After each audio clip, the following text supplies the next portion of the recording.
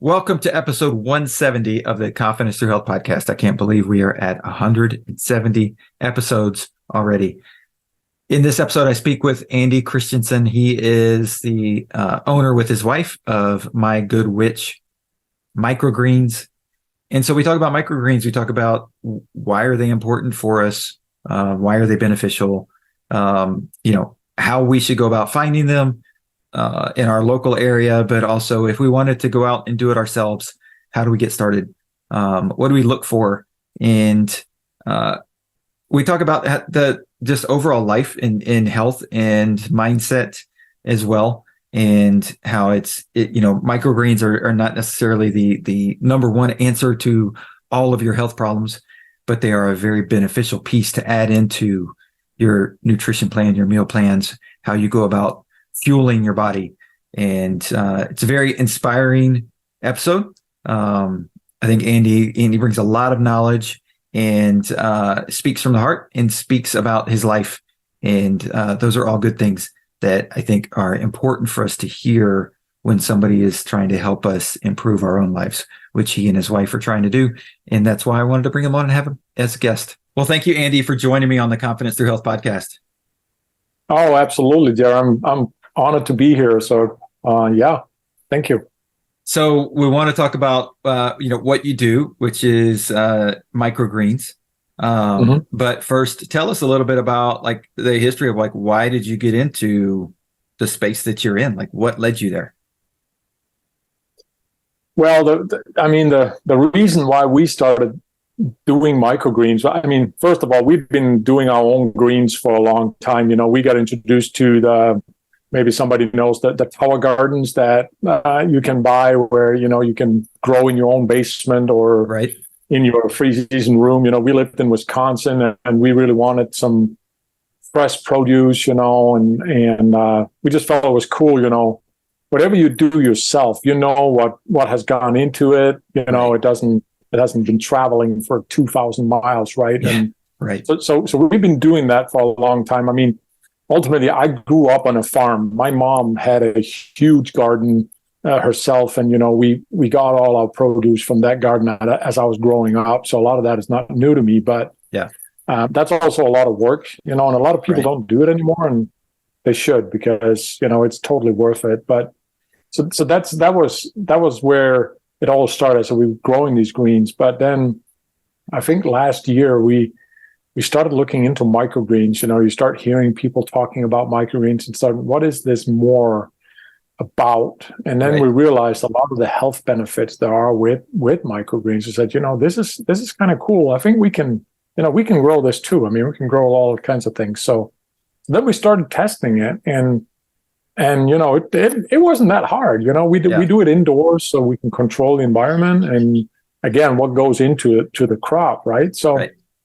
And then the conversation really started to evolve around the health benefits and how this could fit into the programs that, my wife is already doing. My wife is a holistic practitioner and helping people, with a better lifestyle. Yep. And this tied into that, and so that's really where it all started. And the conversation involved from there, why just only grow to ourselves, right? So that's really where everything kind of kicked off.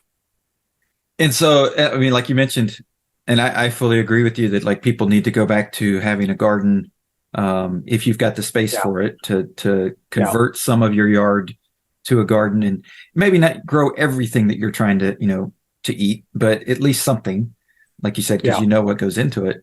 But on the microgreen side, it's microgreens because they're early in the stage, but it's also micro because you don't need a lot of space, right? True. Yeah. No, you're absolutely right. We don't all have a lot of space, but the cool thing about microgreens, obviously the nutritional value is enormous, and we can talk more about that. But when it comes to growing space, you really don't need a lot of space. If most people, if you just grow for yourself, you need. Maybe you're growing, we're growing in a tray that's 10 by 20 inches. Okay. And I would say most families, if they grow one tray a week, that would be enough for a family of 4, and they'll get plenty of greens out of that. So it doesn't require a lot of space, right?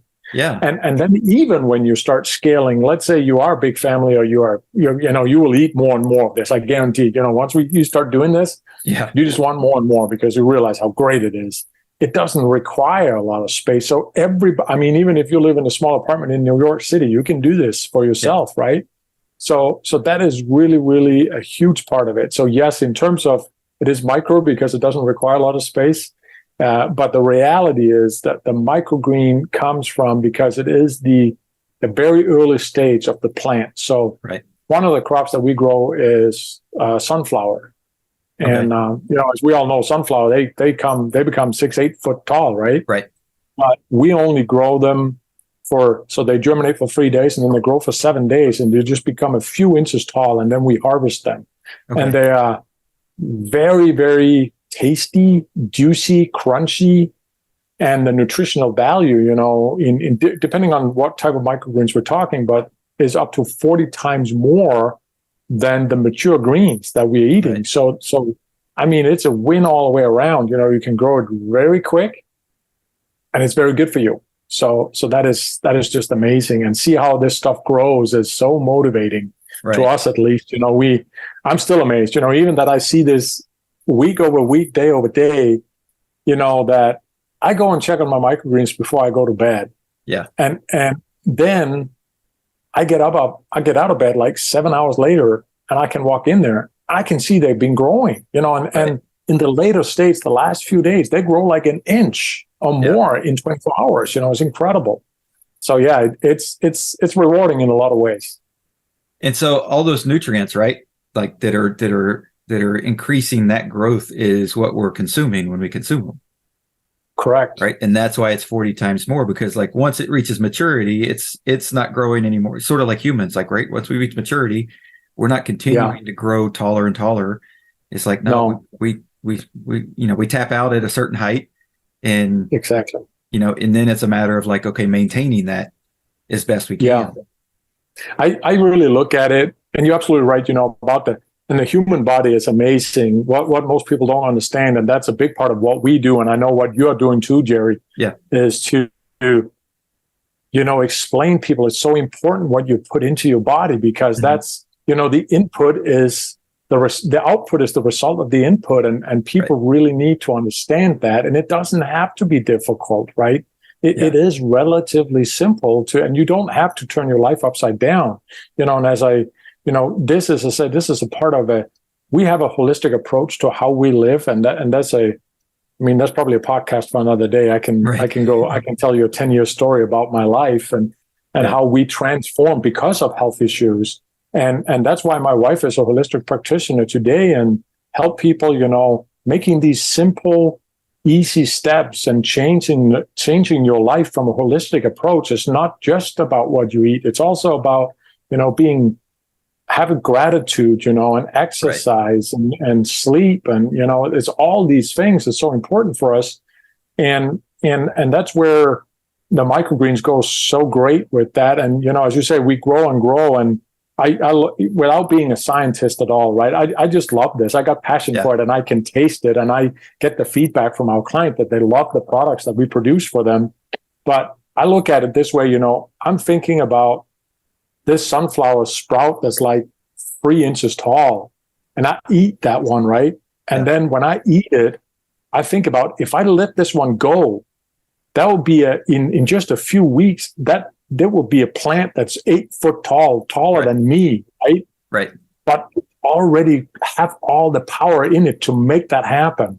Right. And by me eating that, I feel like I'm eating the whole big plant, right? And I'm getting everything that plant has to offer. Yeah. And that's just, I don't know, it's a low key, maybe a little bit of a ridiculous statement, but it just makes me feel great to explain that. No, I think it's true. And I mean, like I see it the same way, and I think it's very true that like it's getting the power of the plant, right? Yeah. And it's the power of nature, really, like, because that plant is, using photosynthesis, is using the sun or using light or however, whatever sources it's getting from the soil, the nutrients and all that.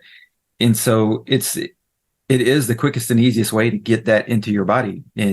Exactly. In doing it, obviously, if you were just going to do 1 3-inch plant a day, like you've got to do more than just one, right? Like it's not just one little stem. No, and of course you can eat more of them, right? But again, if you waited to start eating it when it was an 8-foot tall plant, you would have a hard time just eating half of it, right? Now you can actually get all the, because you can eat a lot of them. So, so we do the sunflowers and we do pea shoots, and then we do radish because the radish got that little spicy taste to it. And that we kind of mix that, and that's what we're delivering to our customers. And again, when we come to, again, back to the program that my wife has, on her website, it is My Good Witch Microgreens, but the main mother company, if you will, is mygoodwitch.com, which is my wife's site, where she runs the whole holistic and lifestyle coaching. Yeah. It's about eat what's in season, right? What's right here. Now we live in Texas. Now we used to live in Wisconsin, but even so, here in Texas, food is traveling thousands of miles. I actually read an article the other day that food travels an average of 1,500 miles before we get it on our table. Right. There's something wrong with that picture, right? From all aspects, and we don't have to get into the deeper details, but everybody can understand there's got to be something off there. We are designed to eat what's in season. Now, why not eat what's right there? So, and again, back to a little bit on the background, actually, what we do with the microgreens, besides why it all started is, I think we all do more and more shopping online, right? And especially over the past 3 years, online shopping has increased. Curbside pickup for groceries, all this good stuff, right? We do a ton of online shopping ourselves, but one of the things that we always did not do was buying our produce online. Right. Because when I have, nothing wrong with the people that, picks all the stuff at the grocery store, they're doing a great job and they work really, really hard, and there's a huge need for that. But they are not picking their produce as critical as I would. Right. They, when I buy produce at the grocery store, I'll pick up the bag and I'll turn it, I'll twist it, I'll look at it from the bottom and, make sure I get the best one, right? I think we all know that. Right. But then every now and then I come home and I open the bag, and the first time I use it, I shouldn't have taken this one. I didn't see that was something there. And the reality is, besides the 1,500 miles of traveling, the average produce, the produce is usually 3 to 4 days old when it reaches the grocery store. Right. That has been harvested. Some of it can be up to 10 days. Yeah. So that's the reason why it's hard to keep it fresh, because they have to keep it refrigerated, doing this long transport. And I mean, for those of you who live in the southern part of the U.S., you know how hot it gets down here, right? I mean, we get over 100, and that goes all the way across. So, so what we do is, and that's a big part of what we wanted to do with the microgreens. One, we deliver locally right here in Waco, so it hasn't traveled that far. But more importantly, we grow to order. So that means that anyone who receives our products, it has been harvested within the last 24 hours, meaning that we guarantee that it will last for a week in the refrigerator. And both our residential customers and our restaurants, they love that. Yeah. And, this might sound like a commercial, but that's really not the intention of it. It was more to explain well the idea, what we wanted to do, right? And everyone can do this. You can start a business like we have done here in Waco. You can start it anywhere in the world. Yeah. And you will get customers, or you can just start growing this for yourself. And it's not that difficult, and there's plenty of knowledge out there how to do it. Right.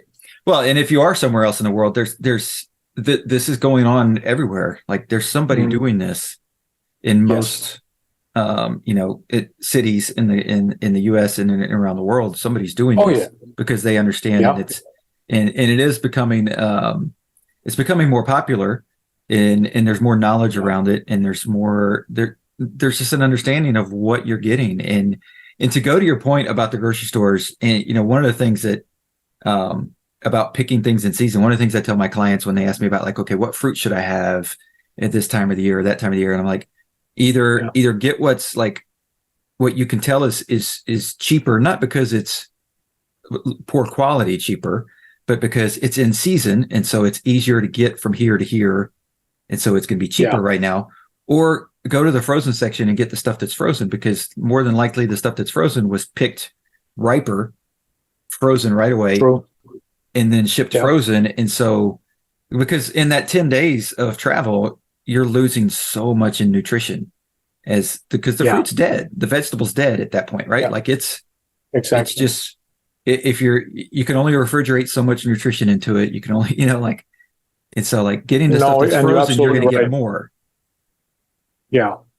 No, that's the best alternative because not everybody can, and it's difficult to just eat what's right here. But Right. But yeah, you're right. I mean, people becoming more and more aware, and I know you and I, and we're on the same mission, right? We just want to educate people on how this can change your life, and you don't, and I know this is not, if somebody out there thinks that, well, this is all about diet, and these are all health gurus about diet. No, this is not what that's about. This is all about lifestyle, right? And we changed our lifestyle gradually, and I've had times, all the credit to Brigitte, my wife, for our lifestyle change. She got us on the path, but once I start feeling what it did to me, I became intrigued and I wanted to know more. And I think that the key thing for us to understand is that it's our responsibility to just change gradually. And some, as I said, sometimes I got a little frustrated because I said to my wife, it was so difficult to figure out what should I eat and what shouldn't I eat. So sometimes it can seem overwhelming. And then she gave me a few really good things that I use and I share with anyone that express their confusion or the frustration with how hard this is.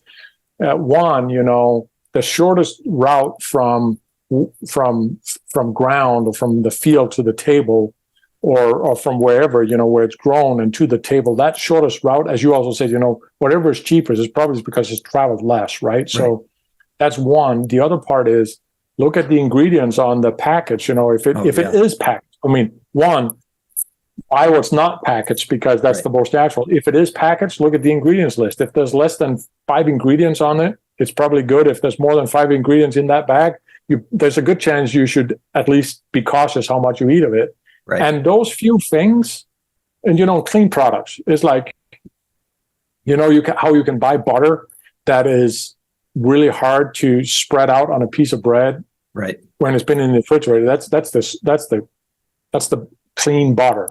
Then they make all different kinds of mixed products, right? Right. Don't eat them; they're not natural, right? Yeah. Eat natural, and then it gradually. Then it is really not that difficult, and it will get most people 80% of the way. And then if they want to go the last 20%, you need to talk to people like you and me and my wife, and get that professional support, right? Right. Well, and I love what you say, because one of the things I tell people is like, if you're buying packaged food and it's going to have a picture on it of what it is, right? Like it's going to, because it's going to tell you, it's going to have a description, and pictures are the easiest way to describe, like, this is what's in the package. And if what's in the picture is not one of the first ingredients on the list, there's a problem. Right? Like if it's supposed to be spaghetti and like that, none of the ingredients at the beginning of the list like line up with what it's supposed to be, like there's a problem. Exactly. And so you got to be aware of that. But the other thing I like what you say is it is gradual, right? It doesn't mean that like if you've been eating fast food and not having a lot of vegetables, and you're all of a sudden you're like, okay, I need to make a big like making a big change from that to going like fully organic vegetables. That's going to shock not just your body, but it's going to shock your pocketbook too. Like, that's going to be a big change to try and uphold. And so then it's like, okay, well, and that's what I love about microgreens, because it's not necessarily like, it's not a meal necessarily. It's like you just add it to your meals and you're getting the nutritional benefit, right? No, exactly. You can add it to anything, and you can replace pretty much all the leafy greens that you eat now. Instead of getting the leafy greens that's been traveling again for 2,000 miles, pretty much, unless you live in Arizona and California, your leafy greens have been traveling for 2,000 miles, right? Right. Instead of that, get something that has more taste, has more nutritional value. So anywhere where you can use leafy greens, you can use microgreens instead, and that's a big part of what we also found is that we know how to use them. A lot of, part of what we do is also the educational process, the added value, if you will, where one, I mean, I have people say, so what is microgreens? And then we talk about what microgreens is, that, it's only that very first stage of the greens growth cycle. Mm-hmm. And then they're saying, well, how do I use them? So then we try to inspire by sharing recipes. For all our members that receive our products every week, we send out every Friday, we send out a text message with a recipe or a feedback from a customer, how they used it, maybe with a photo. Right. So to teach people how to use it and inspire them, because here's another thing that, when you said before also about changing and if you go from, as you say, if you go from McDonald's to organic greens, it's going to shock the whole thing, your whole system. And then I think that the really important part of that is that now you hear so often people say, well, I have to give up this, or I have to give up that, or I have to give up whatever. Right. Now you're mentally telling yourself, I'm missing out on something to be healthy. And to me, it's the opposite, right? I tried not to be healthy. I almost lost my job. I was not the husband I wanted to be again. We can do a podcast about that one day. But if you met me in 2007 and now, it's two different people. And I have, just to use the phrase, given up things from the past. But I did not give them up and feel like that's something that I gave up and now missing it. I replaced it with something better. Right. And it made my life better. It made my system better. It made my mental health better. It made my relationship with my wife better. It made everything better. So I have not given up anything. And I think that's the thing when people want to go on a diet, or, it's like when I've been explaining microgreens, right? Microgreens, more tasty, more crunchy from our members, harvested within the last 24 hours.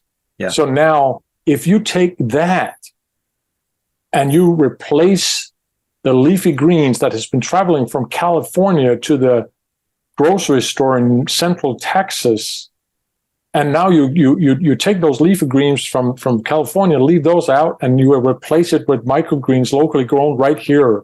Yeah. Did you choose better nutrition, more fresh, more tasty, more crunchy microgreens, or did you give up leafy greens from California? Right. I mean, nothing wrong. Again, sorry, Californians. There's nothing wrong with your leafy greens. They're great, but they're just not produced here in Texas, right? If I lived in California, it was different. I could go there and I could harvest them right there, right? Yeah. Yeah. So if anyone from California, it's not because I got anything against your greens and everything. It's just I'm too far away from you guys. That's all, right? Yeah.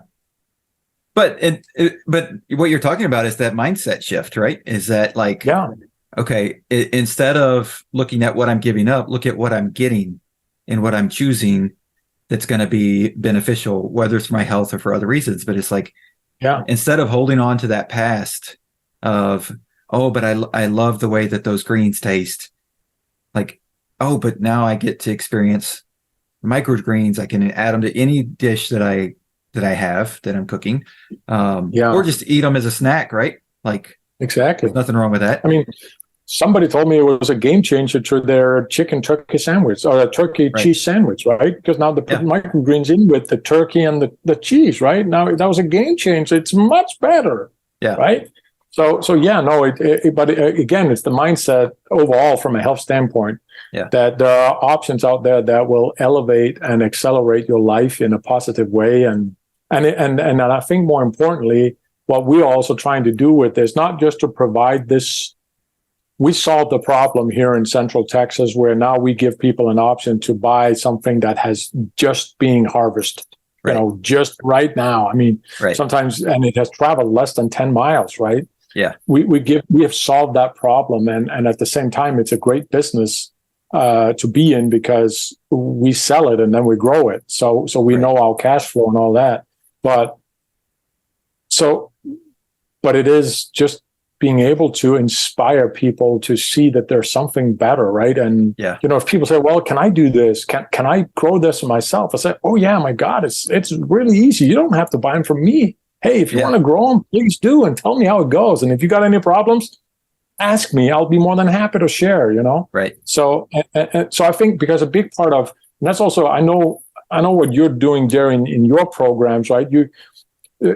It's not just about getting people the results that they want, but it's inspiring them to get those results. Right. Because you're not giving them the results. You give them knowledge, motivation, and inspiration to get what they really want. Right. And that's what we're trying to do too. And I think that's the key thing.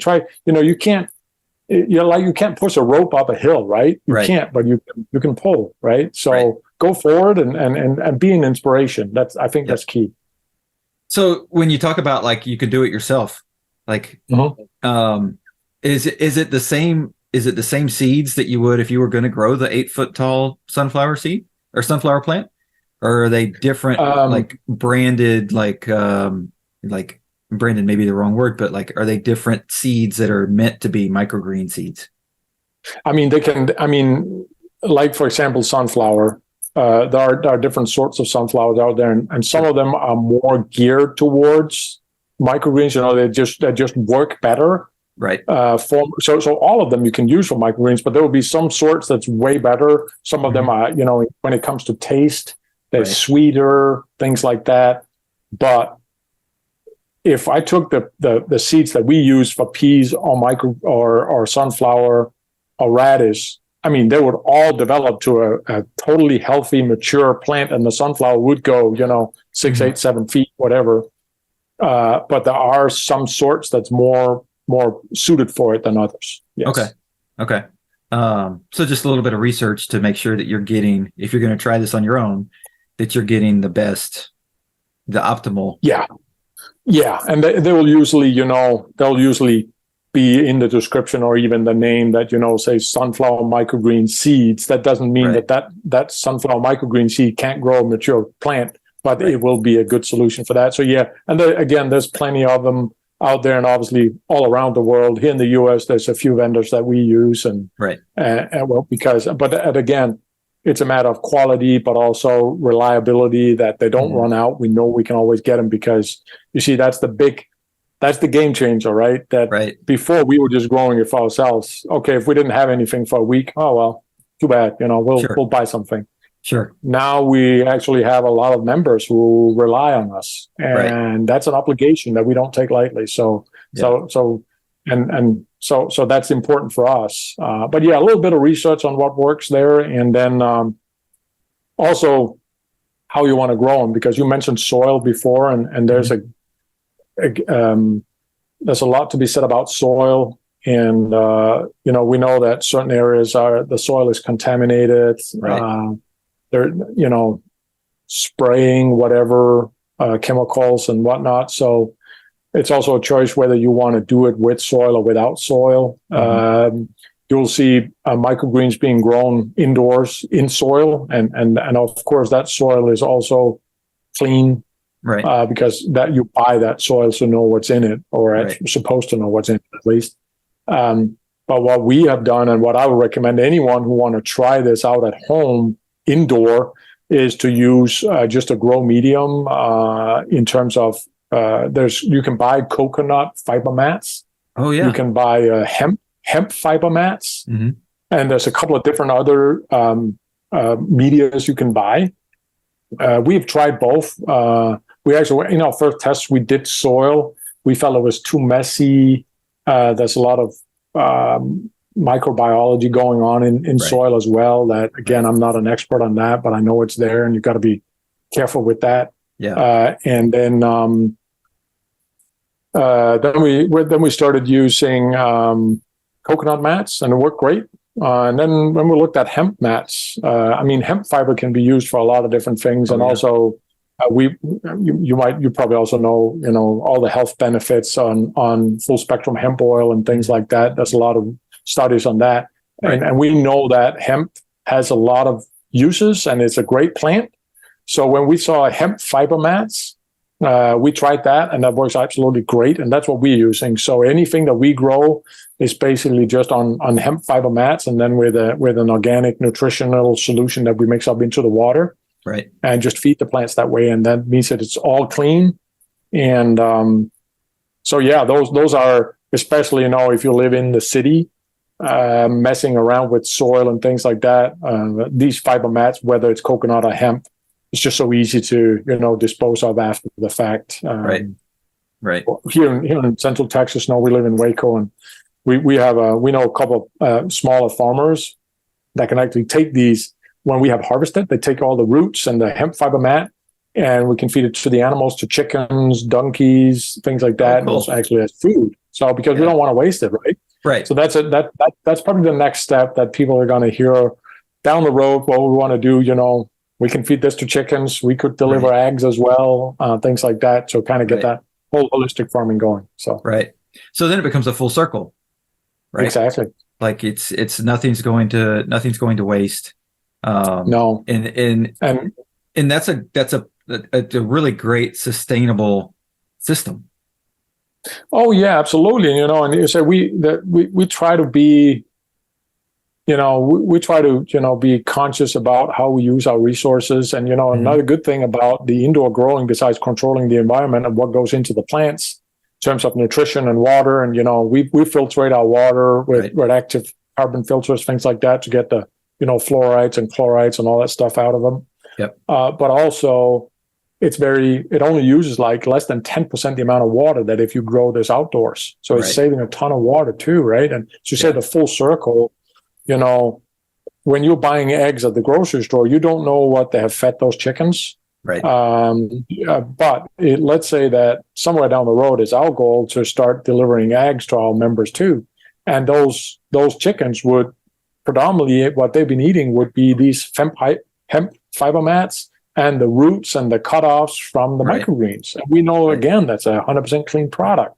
Yeah. So again, controlling using the resources, optimizing the resources, and at the same time, make sure that we can trace what's there. We know what's going into it. We can deliver these microgreens. We know what's there. We know what the chicken has been fed. And again, we can raise chicken for meat as well if we wanted to. Again, we know the life they've had. We know the food they've gotten.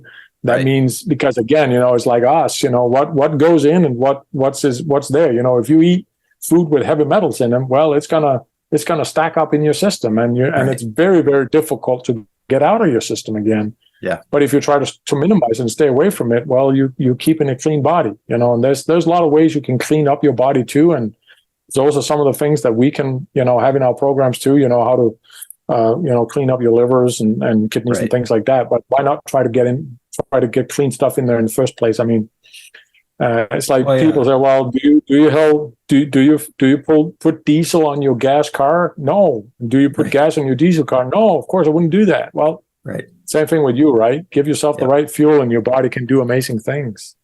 Yeah, and the prevention piece of it, right? Watching what you put in, because once you start putting it in, it's going to want to attract more of whatever it is, if it's a toxin or, and so you're fighting that battle. But you're also, like you said, it's extremely hard to get rid of the stuff that's toxic to you once you get it in. And some are harder than others, But no, the sad part really is about humankind, and I've said this over and over again. It's so interesting, if you look of all the species of animals in the world, humankind, we are the only ones who can't just figure out to eat what we need and what we eat for all different kind of reasons than just maintaining our body and balancing our body. If you animals in the wild, I know people say, well, a domestic dog don't know what to eat. They'll eat anything, whether it's good for it or not, right? Well, that's because it's a domesticated dog. Right. Dogs in the wild, they eat what's good for them. They'll never go and eat something.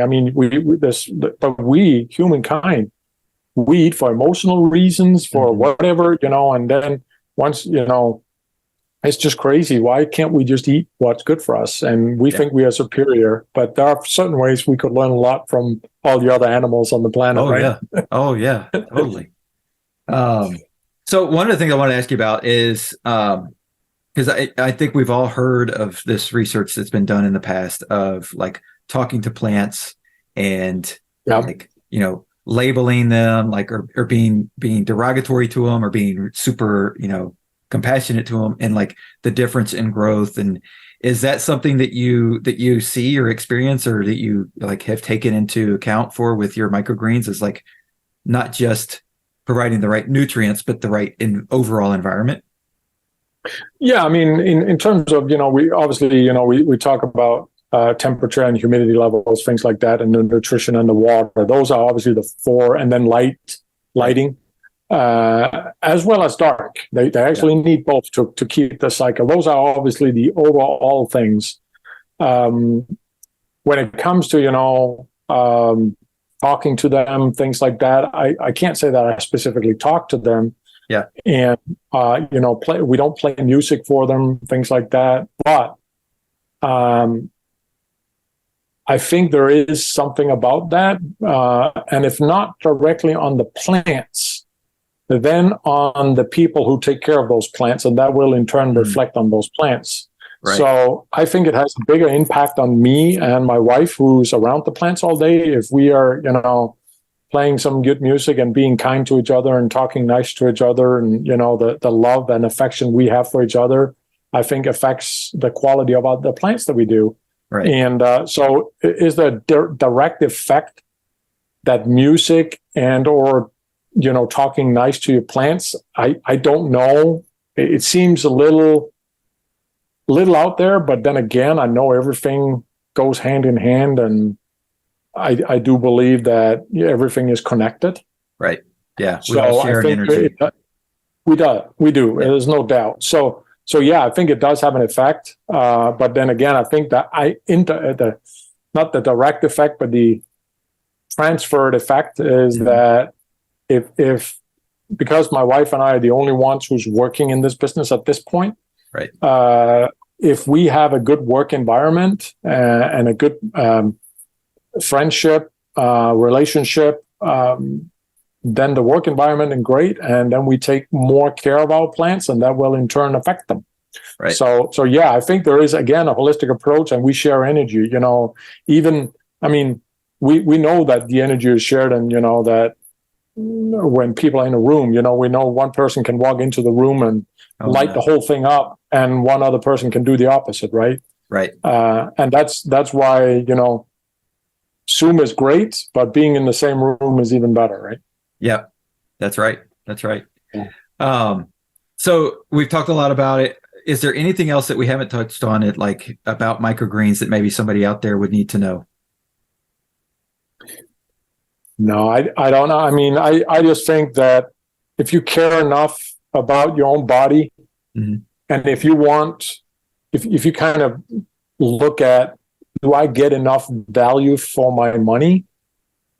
And you have not tried microgreens, find a good microgreens farm in your area and give them a chance.